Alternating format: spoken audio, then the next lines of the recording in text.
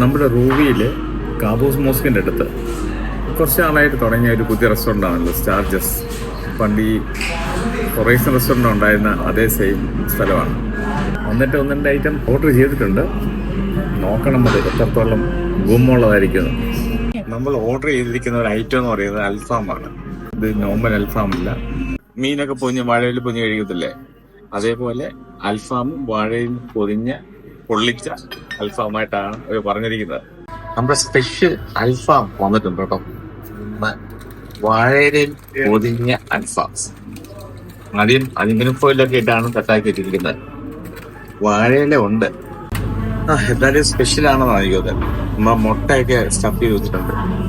പക്ഷെ സാധാരണ കാണുന്ന അൽഫാമിന്റെ രീതിയല്ല. ഒരു പറയുന്നു നാട്ടിൽ കിട്ടുന്ന വാഴയിൽ പൊതിഞ്ഞ അൽഫാമിൻ സ്റ്റൈലാണ്.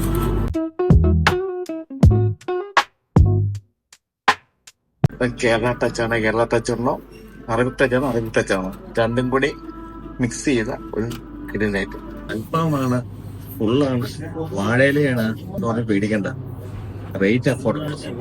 200 ബേസിക്കാണ് ഫുൾ അൽഫാമിന്റെ അടിപൊളി ഫലം കിട്ടും. ഇപ്പൊ പറഞ്ഞു വരുന്നത്, അൽഫാമിൽ വെറൈറ്റി ആഗ്രഹിക്കുന്നുണ്ടെങ്കിൽ ഇതൊരു റൈറ്റ് ചോയ്സാണ്. Charges restaurant room.